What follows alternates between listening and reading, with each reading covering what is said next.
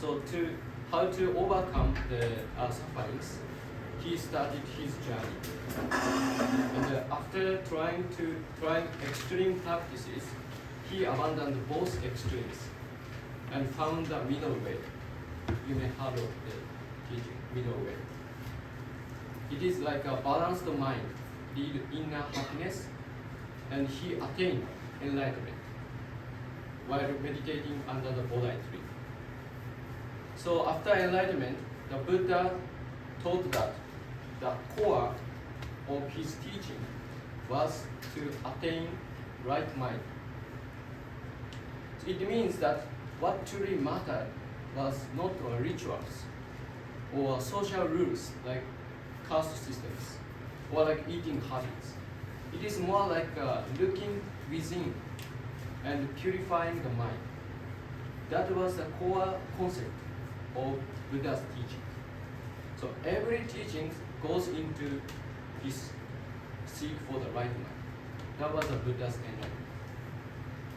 So that was very different from other gurus at that time. So today I want to talk about the Eightfold Path. Eightfold Path is one of the central practices in the Buddha's teachings. So these books are related from Master Ryuhoka's books. One is the essence of Buddha. This is more like an outline of the Buddhism, what is the Buddhism teachings. And in this book also Master mentioned about Eightfold. And also this is it's like a US book, but we are planning to publish in India also. And it is talking about how we can adopt Eightfold Path into our life itself. So both are very comprehensive ones, so you can read it also from here. And today I will talk about the Eightfold Path. And the Buddha taught that in life we cannot escape from sufferings. Yet he also showed a way to overcome it. That is Eightfold Path. So it is a practical guide that explains from where perspectives to observe the mind, how to correct it, and how to attain true happiness inside of us. So by reflecting on your mind in line with the Eightfold Path, you can free yourself from suffering, conflicts, and the stress of daily life. So this practice not only helps you maintain peaceful and fulfilling mind, and also becomes a driving force for your growth, success, and development. Because if you correct your mistakes or wrongs or shortcomings, you can get more possibility to move on to the forward. So that is the power of the Eightfold Path. So Eightfold Path is consisted by 8 concrete guidelines. Right view, right thought, right speech, right action, right living, right effort, right will, and right meditation. Those 8 guidelines Buddha taught. And actually, when he was alive, Buddha also reflected on himself daily from these 8 perspectives in order to purify his mind. So it's like a stages to attain enlightenment and true happiness. So today I want to start with right view, but actually there is a premise of Eightfold Path. Before we walking into the Eightfold Path, there is something we need to know. That is having the right view of faith and knowing the true spiritual principles. That is Buddha called right faith. Some of you may think Buddha didn't talk about God, or Buddha didn't talk about faith. But right faith means a right understanding of that there is a law controls all universe. You can say it's a law of God or law of universe, but that is what Buddha had faith in. So that is why, so right faith means this one. Right understanding about truth controls the universe. And laws of God or laws of universe which Buddha had created.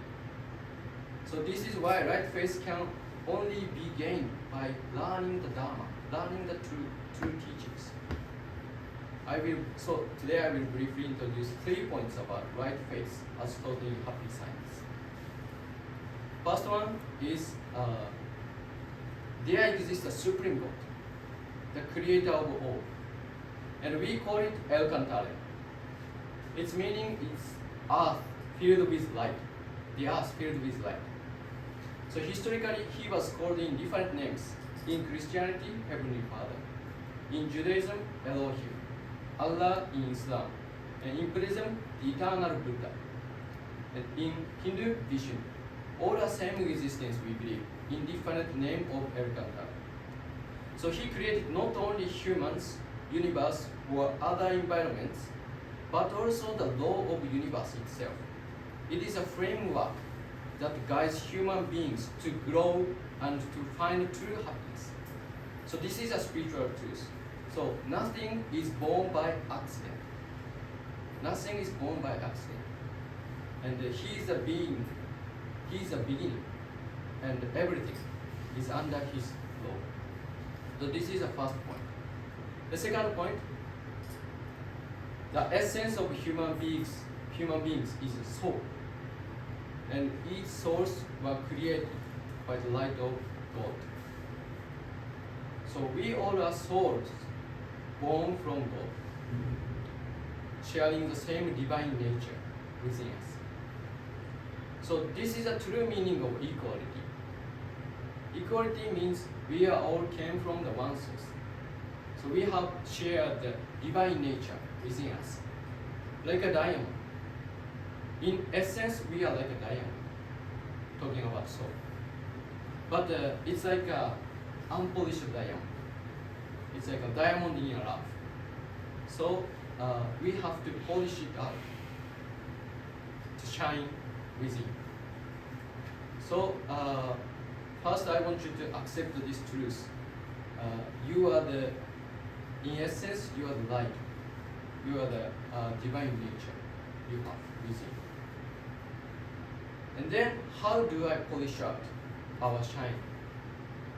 So that is the third point.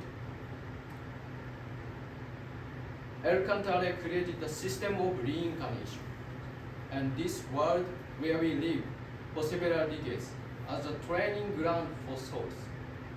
It's like a school of our souls.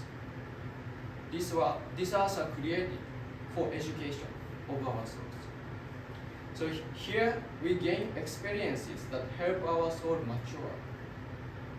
So after we die and leave this world, we live for centuries in the other world, spirit world. And there we deepen the lessons and learn on earth. So, and after finishing the learning there, you come back to this earth to learn new things, to get more mature, to get more improved. So this is like a cycle of our souls. So, and through that process, we make a growth of our souls, improvement of our souls. And this sense of soul's growth is one of the forms of true happiness. Please think about it. If you can do what you couldn't do, you feel some kind of the fulfillment in this world, right? If you cannot do something, but you practice it, and then you can get the ability to attain it, then you feel some kind of the fulfillment. That is the pleasure of soul. That is the happiness of souls, and it is eternal. So here we are here to come and learn our new experience. So this is the truth. So those 3 points are spiritual truths, and accepting these truths is what Buddha called right faith. And based on this basic truth, we reflect on our mind and correct our actions. This is Eightfold.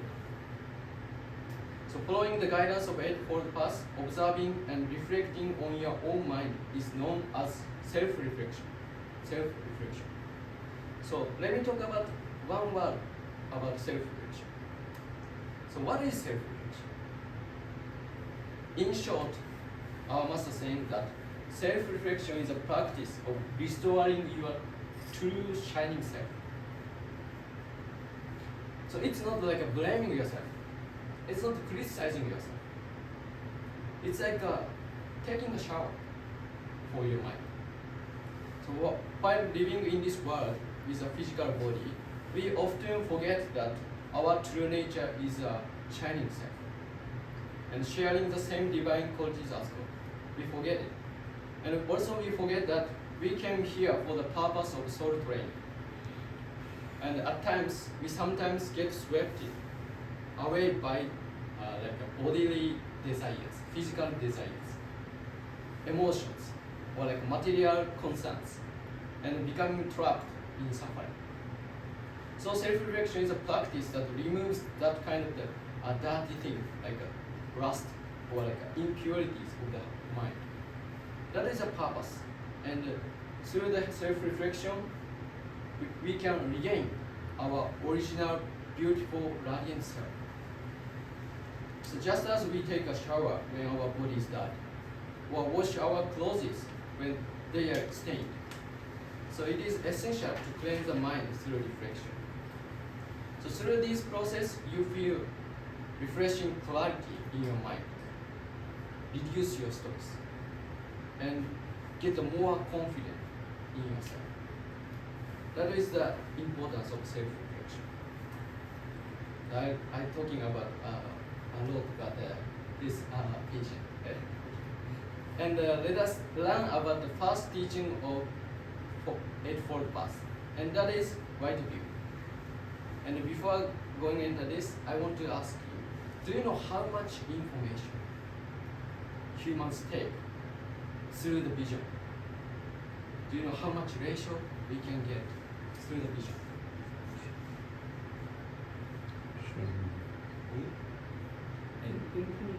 Infinity. From out of 100, how much percent we can get from the vision? 30-40%. 30%. Thank you for the answer. It is 80 to 90%. 80 to 90% we get the information from the vision. So what I want to say is, if you can control information from your vision, you can control your sense of happiness or feelings more easily. So the key to right view is to step away from the perspective of self and look at things objectively, not with emotions, objectively. In other words, it is important to detach from the viewpoint tied to your nature. So if you cling to your own perspective with your emotion, you cannot look things as they truly are. This is important. So we have to try to think as they truly are. So there are two main points to keep in mind when practicing right view. First, to view things through the laws of cause and effect. View through the law of cause and effect. In Buddha's view of life, the law of cause and effect is a central truth. This law states that everything has cause, condition, result, and reward. This is a law. Everything in this law. So in our life, sometimes reward may not always occur during our lifetime. It can also come after death. For example, someone who lives selfishly and gains success in this world, but if his way of life is wrong, he may face suffering in the afterlife.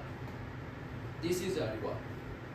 Or while someone who struggles and makes an effort under difficult situations may be welcomed into heavenly world after this. So it's like a spiritual framing also it can be applied. So to truly understand your life, we must consider it from this full perspective of law of cause and effect. So take the example of a plant. You begin by sowing a seed, that is cause, and then nurture it with fertilizer, putting water, get the sunshine, that is condition. And you also make an effort to put the water over the cause. Then you can get the effect.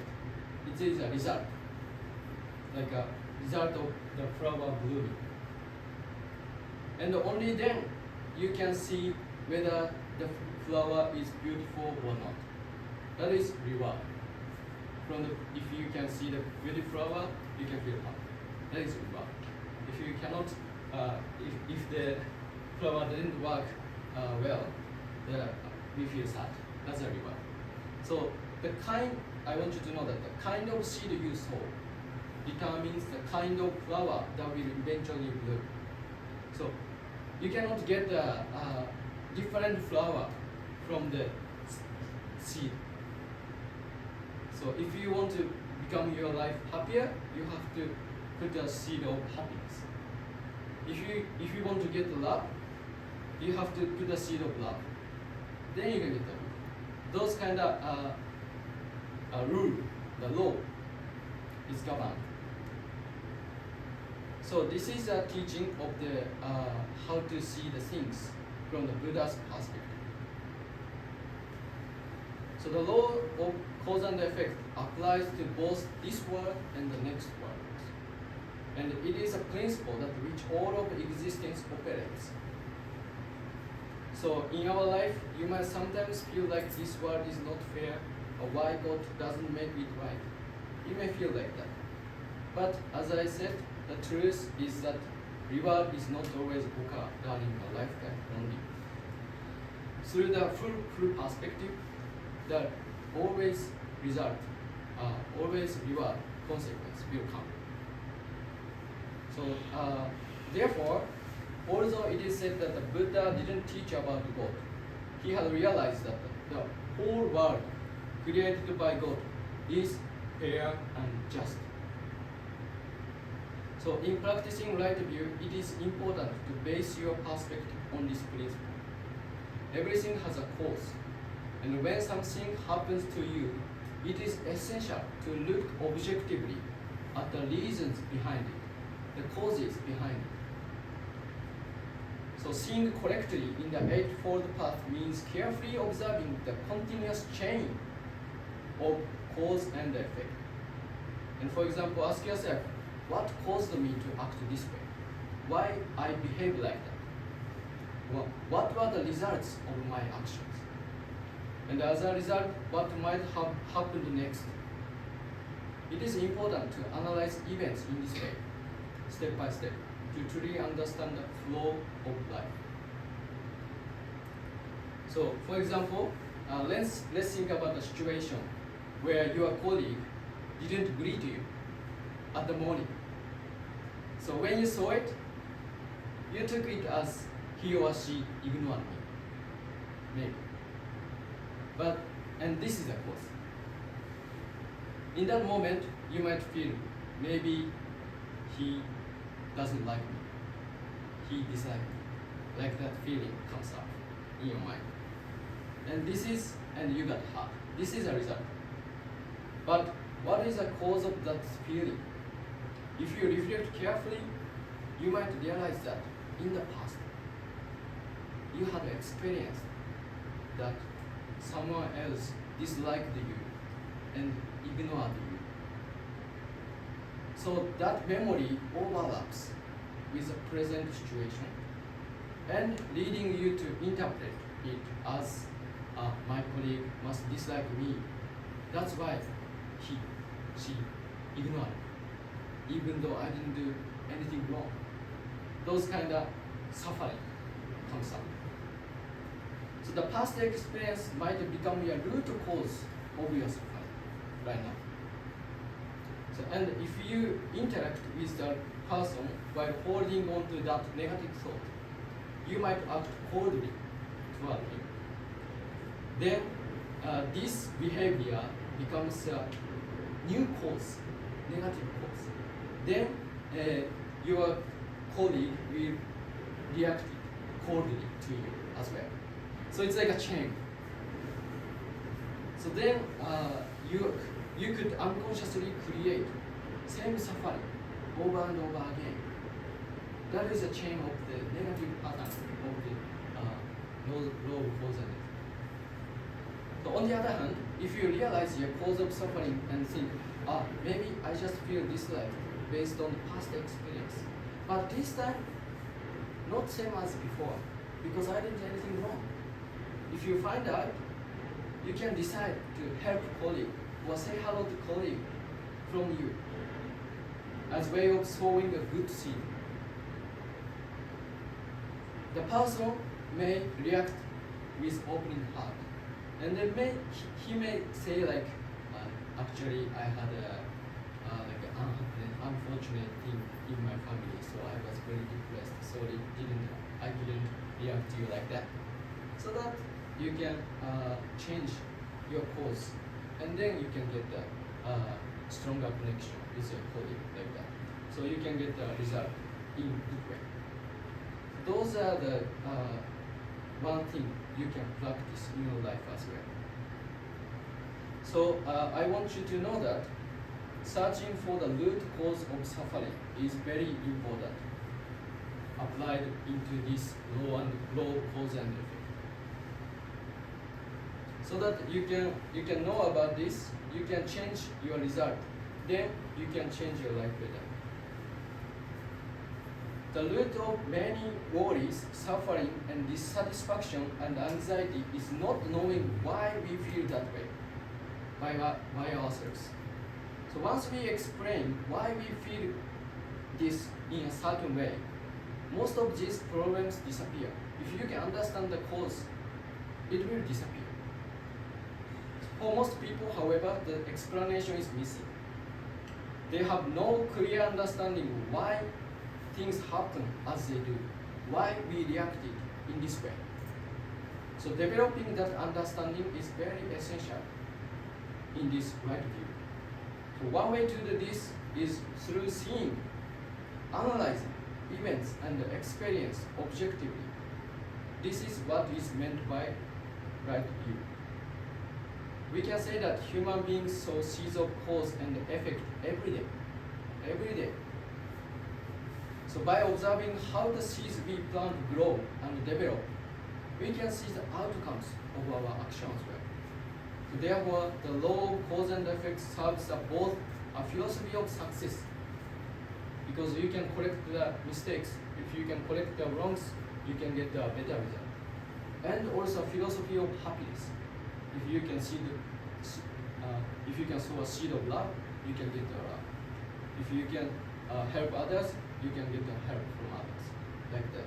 So this is like a philosophy of happiness in Buddhism.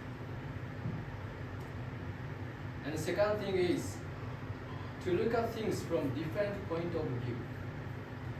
This is also very different, not only from your own perspective, but also from the perspective of others, or from a perspective of the Buddha's teachings, or moreover from God's perspective. You can see yourself in different perspectives.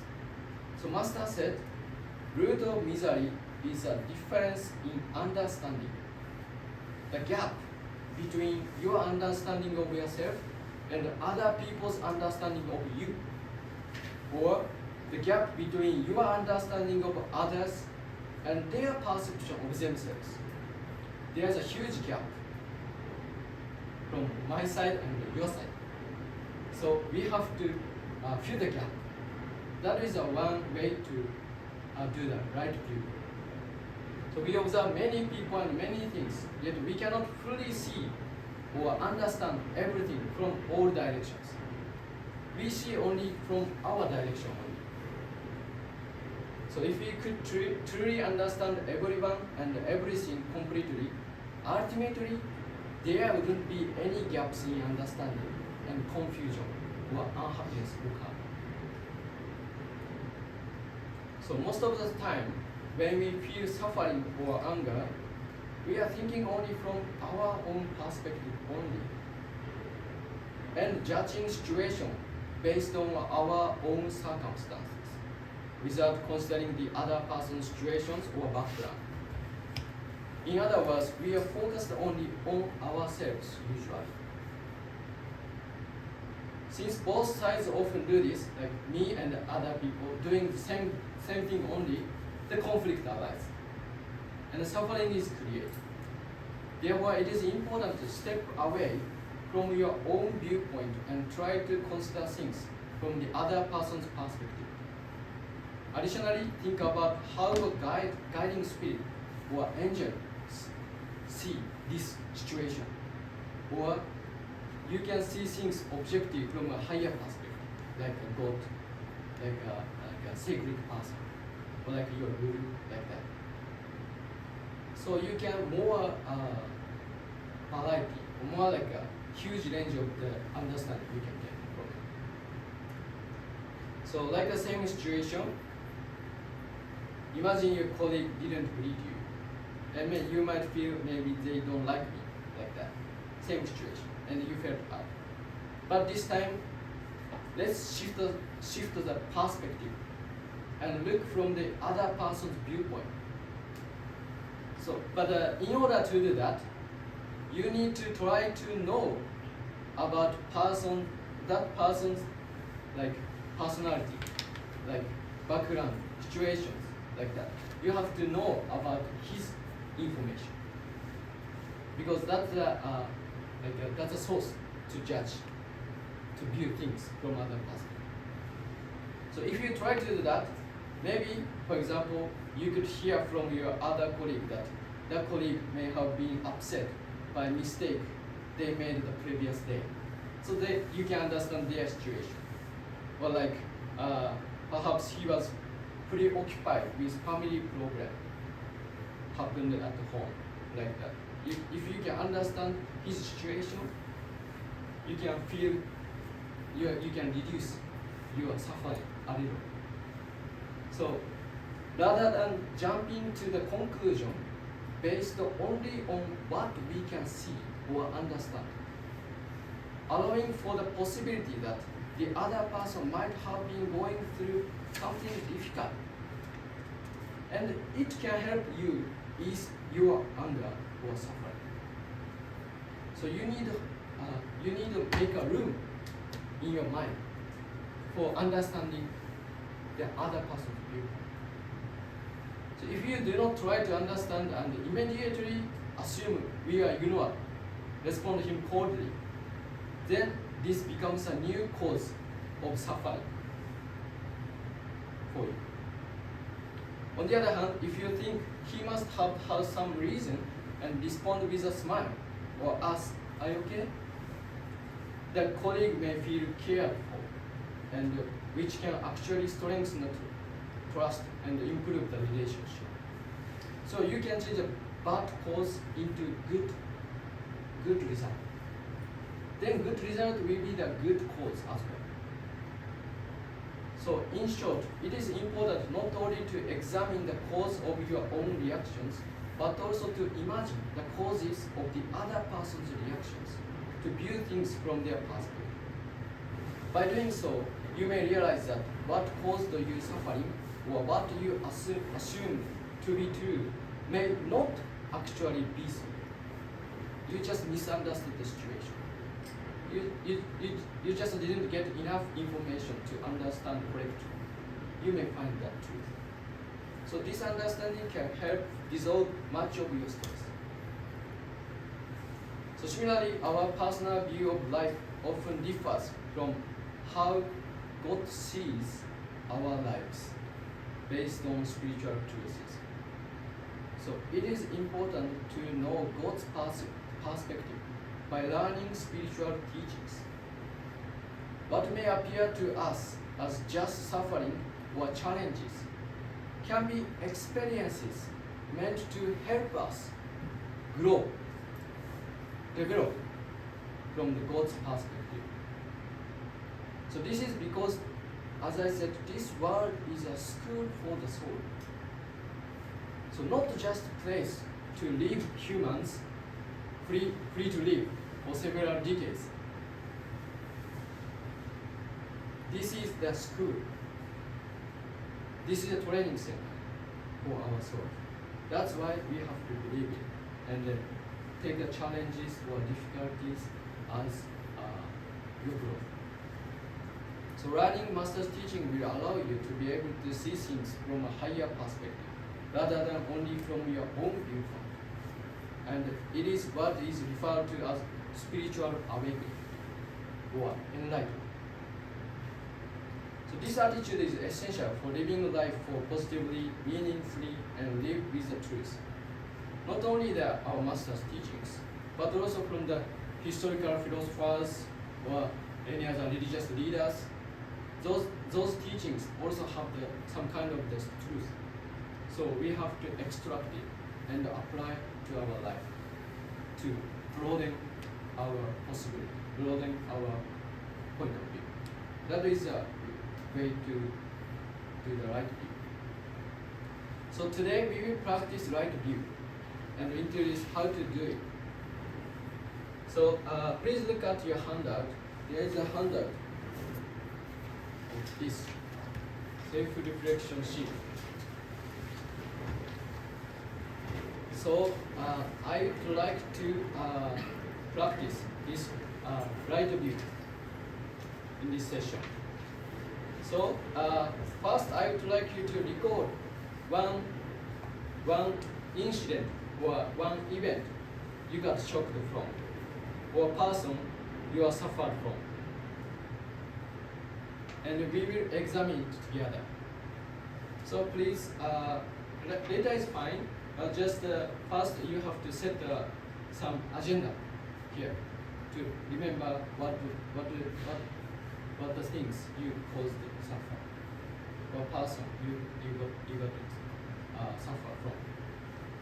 And this is the first thing, and we will analyze the past event today in these 4 stages. First, observe the event objectively. So, first one, observe the event objectively. So here, you record the event as if you are watching a movie on screen. Okay, your past memory, but please don't go back to your past. Like you see past yourself in screen. Okay. So this is important. Think about what happened or what you were doing at the time, and what the surroundings were like, how the situation unfolded, and what the other person did. All as external information.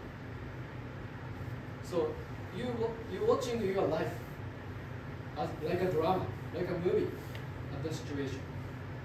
You are not the same person as before.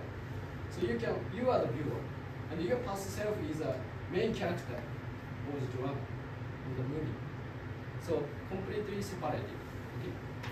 So next one, recall what your past self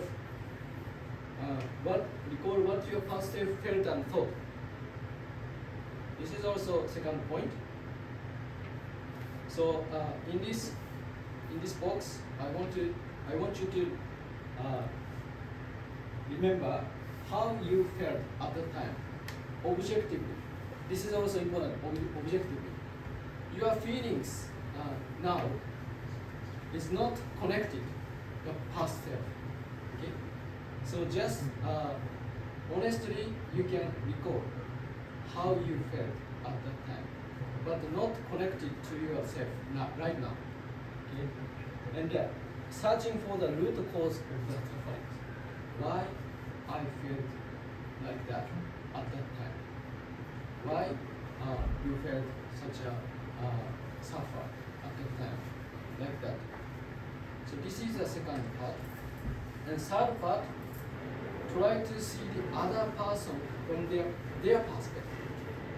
So you have to detach yourself from your own perspective you can start to see other people's perspective.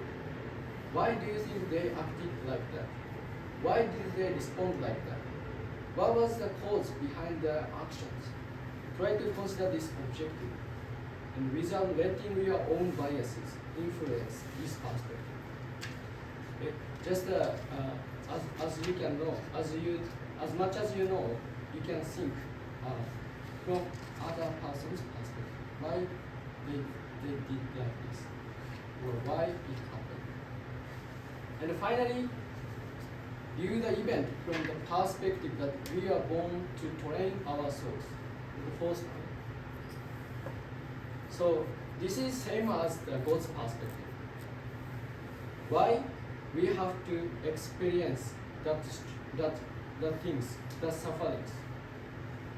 What we have to learn from it.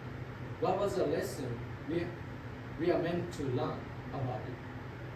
Those perspectives also I want you to think about.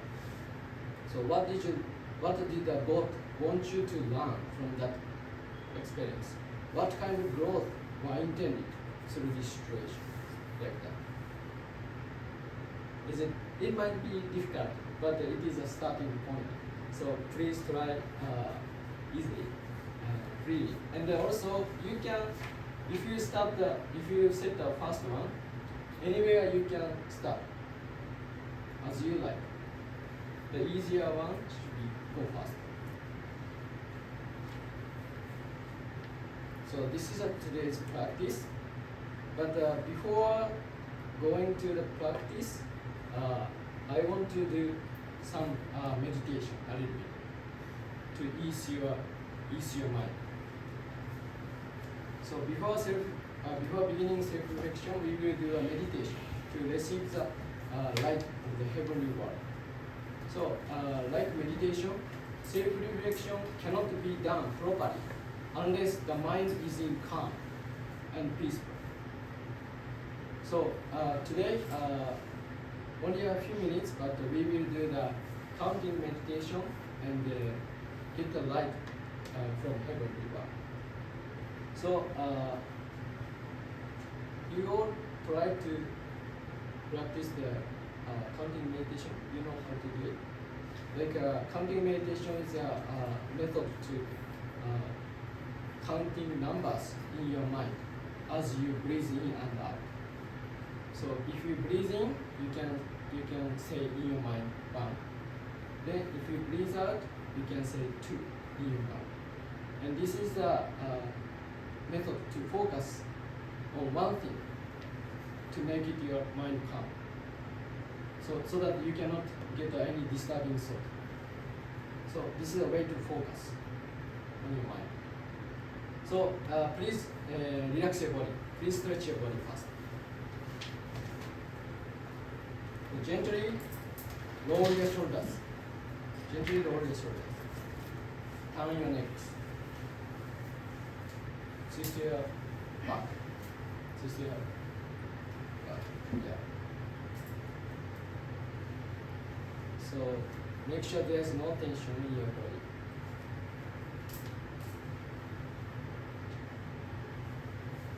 Okay. So please straighten your back.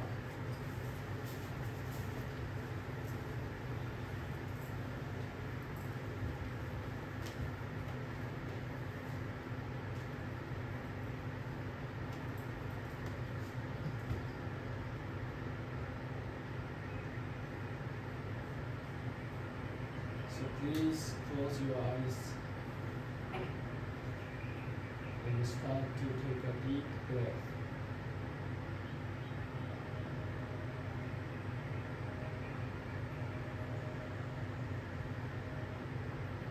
As you breathe out, count number 1 in your mind.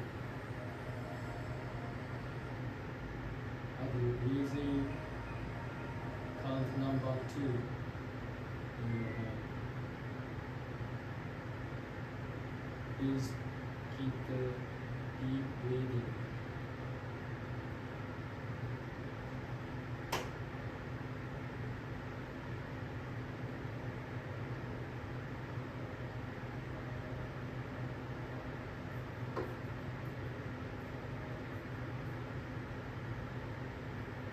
you breathe out all your tiredness or disturbing thoughts will come out from your body.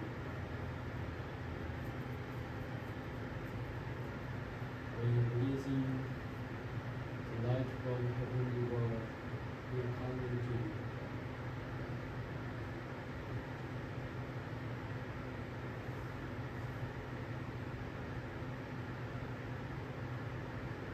Please keep your mind calm and peaceful.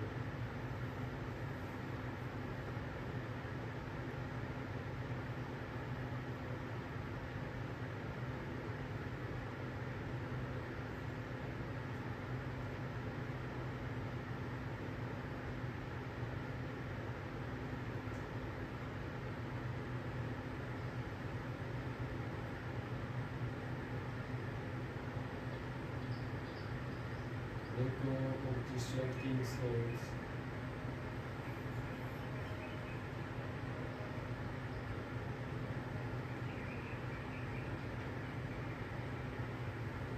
Keep on breathing in and out deeply.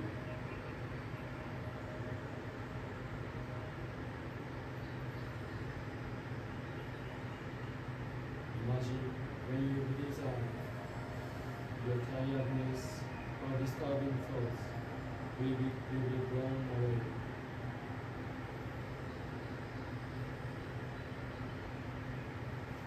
When you breathe in, the light from heavenly world will come into your body.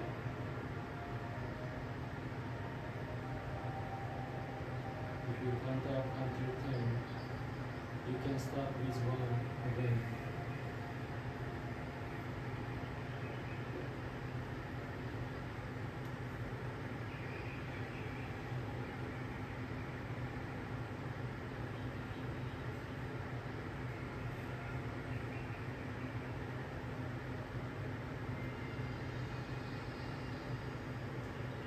Keep on breathing in and out deeply.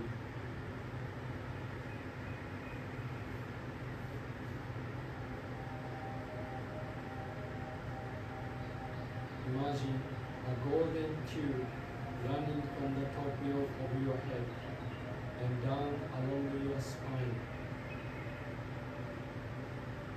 This tube connects you to the heavenly world.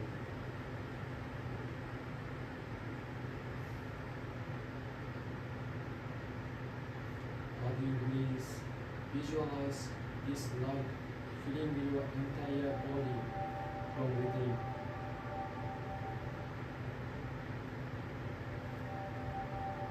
With each slow, deep breath, imagine receiving the divine light through the top of your head.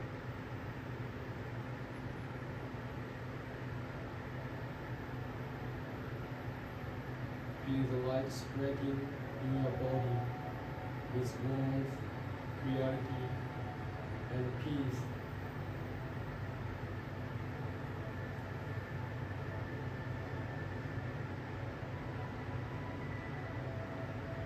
You are now connecting heavenly light.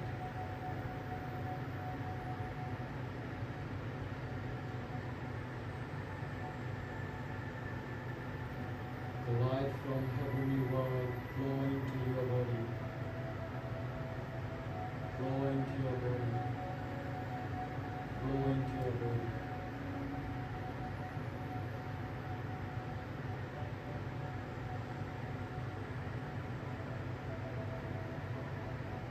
You are gradually filled with divine light.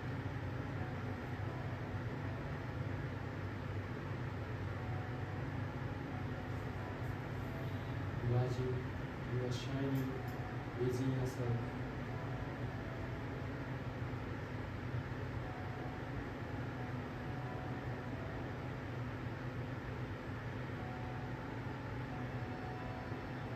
Visualize heavenly light filling your entire body and shine within yourself.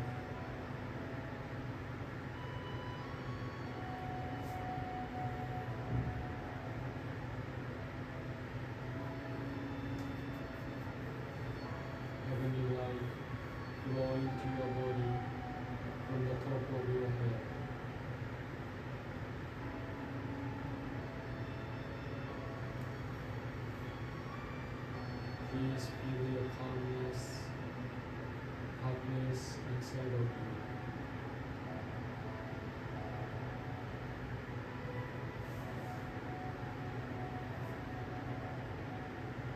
You're now connecting with heavenly world.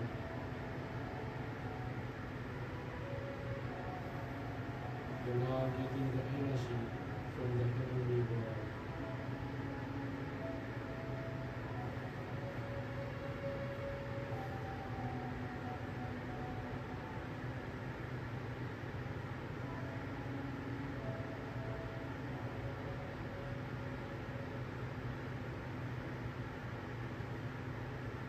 Please finish your meditation and open your eyes. Now you will feel calm in your mind, so you want to try to focus on your practice. So I want you to look back yourself and find the one thing you can memorize, you can recall from the past, and then to see the things from the other perspectives. So I will give you the 7 minutes to practice, so you can go start this.